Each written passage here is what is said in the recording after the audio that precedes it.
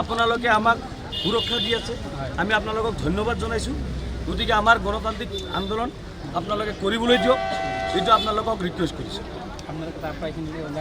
আমাক বেছি নহয়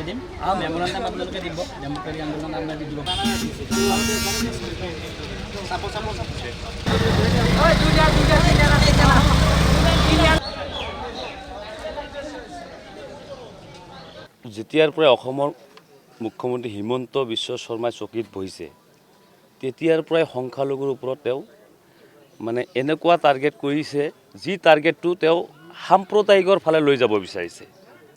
আমি সদৌ অসম সংখ্যালঘু ছাত্ৰ ইউনিয়নে কেতিয়াও সাম্প্ৰদায়িক বিচৰা নাই।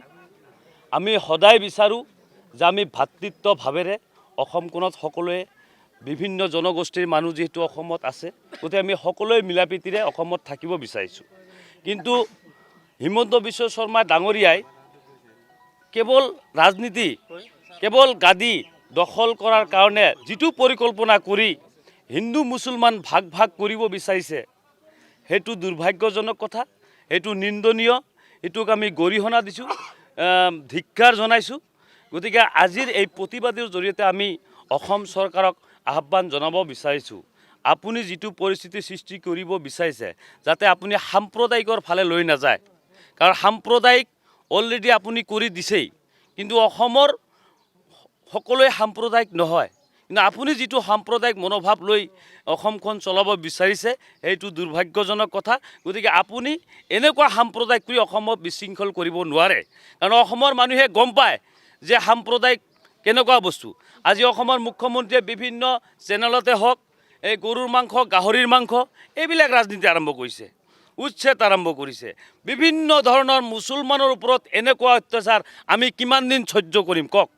আমাৰোতো এটা আমিওতো মানুহ, আমাৰোতো ক্ষমতা আছে। আমি এইখন অসমত উৰি অহা নাই যে উৰি আহিছোঁ আৰু কালি গুচি যাম। গতিকে আমাৰ শেষ বিন্দু থকালৈকে মুখ্যমন্ত্ৰীয়ে যিমান আমাৰ বিৰুদ্ধে তেওঁ একশ্যন ল'ব, সিমান আমাৰ সংখ্যালঘু মানুহ একত্ৰিত হ'ব। আৰু একত্ৰিত হ'ব এইটো, যিমান সি সাম্প্ৰদায়িক কৰিব আমাৰ মানুহ একত্ৰিত হ'ব।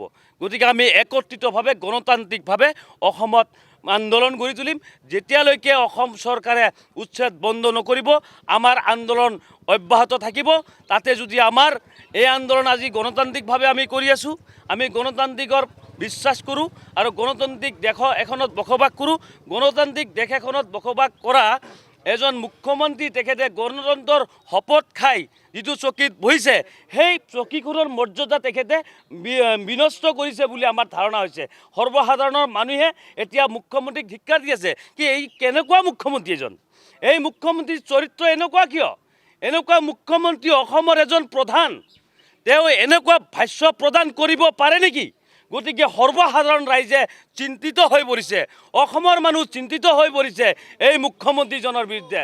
আগতো বহুত মুখ্যমন্ত্ৰী আমি দেখিছোঁ, এনেকুৱা সাম্প্ৰদায়িক মুখ্যমন্ত্ৰী আমি কেতিয়াও দেখিবলৈ পোৱা নাই। গতিকে মুখ্যমন্ত্ৰী ডাঙৰীয়া, আপুনি ভাবিছে মুছলমানক হত্যা কৰিব, নিঘৰ কৰিব, অমুক কৰিব। গতিকে আমি এইবিলাক কেৰেপ নকৰোঁ। আমি আপোনাৰ লগত যুদ্ধ কৰাৰ কাৰণে আমি গণতান্ত্ৰিক যুদ্ধ আপোনাৰ লগত অবিৰতভাৱে চলি থাকিব। তাৰ বিনিময়ত যদি আজি আমি যিটো আন্দোলন কৰিছোঁ ইয়াতকৈ আৰু ভয়াৱহ আন্দোলন আমি গঢ়ি উঠিম। তাৰ কাৰণে যদি আমাৰ হাজাৰ হাজাৰ কৰ্মী নিহত হ'ব লগা হয়, তাৰ কাৰণে জগৰীয়া আপুনি হ'ব। গতিকে আমি শেষৰবাৰৰ কাৰণে আপোনাক সকিয়নি দিছোঁ। আপুনি যিহেতু এজন মুখ্যমন্ত্ৰী, সকলোৰে মুখ্যমন্ত্ৰী, আপুনি সকলোৰে লগত মিলি অসমখন কেনেকৈ উন্নয়ন কৰিব পৰা যায় সেই চিন্তা কৰিব বুলি আমি আশা কৰিছোঁ।